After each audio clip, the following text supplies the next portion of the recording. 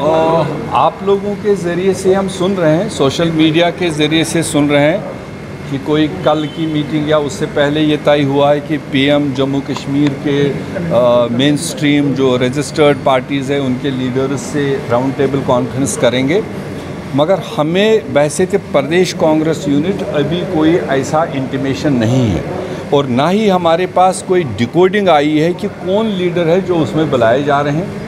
तो ये अभी मतलब देखने की बात है। बाकी कुल मिलाकर कांग्रेस का मौक़िफ़ हमेशा रहा है, जहाँ कहीं भी देश में कोई नाराज़गी है, कोई कन्फ्लिक्ट है, पॉलिटिकल है, इकोनॉमिक इशू है, कोई दूसरे तीसरे, उसको हमेशा बातचीत डायलॉग से ही रास्ते निकाले जाते हैं। ये हमारा जमहूरी तर्ज अमल रहा है।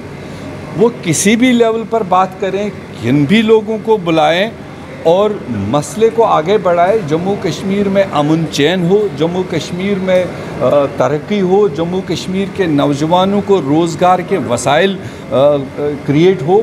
इस चीज़ के लिए कांग्रेस पार्टी हमेशा किसी भी लेवल पर हो, we appreciate this way of dealing by the central government. जब भी इनवाइट आता है तो आपका क्या एजेंडा रहेगा, आप किस इशू पे डिस्कस करेंगे? That we will decode once we get any invitation.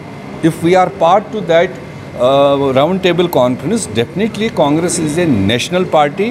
We will convey to national leadership. There will be a consultation so that with a appropriate agenda we will go to that round table conference. Well, how do you see this Prime Minister's outreach to political class? This is always good. This he should have done right from beginning. Before this conflict, before this 5 August 19, this was the way the government should function. और हमारी जो नाराज़गी रही है वो इसी बात की। पार्लियामेंट हमेशा कानून बनाने का हक़ रखता है, मगर जमहूरी तर्ज़ अमल जब गायब होता है तो क्वेश्चन उठता है। जम्मू कश्मीर के बारे में, एक इम्पॉर्टेंट हिस्से के बारे में सरकार को कोई फैसला लेना था, अगर असेंबली का वेट करते ज़्यादा अच्छा। असेंबली के एब्सेंस में ऑल पार्टी मीटिंग पहले बुला लेते, सबको ऑन बोर्ड लेते, शायद ये 2 साल का पीरियड इतना नाराज़गी का, इतनी नुकसान का नहीं निकलता। मैं कहता हूँ देर आयत दुरुस्त आयत। अब अगर 2 साल बाद ही उनको ये समझ आया कि इस खित्ते में अमन चैन लाना ज़रूरी है, लोगों को खुशहाल रखना ज़रूरी है, ये देश के लोग हैं, ये हिंदुस्तान के लोग हैं, ये हिंदुस्तान की सरज़मीन है, ये किसी भी हिंदुस्तान की सरकार की मैं हमेशा कहता हूँ कि नेशनल लीडर के तौर पर प्रधानमंत्री को देखना चाहिए, जब ये मेरी सरज़मीन है, मेरे लोग हैं, मेरे मुल्क के अंदर कोई हिस्सा नाराज़ हो, उसको जानने की कोशिश करनी चाहिए, उनको ऑन बोर्ड लेना चाहिए।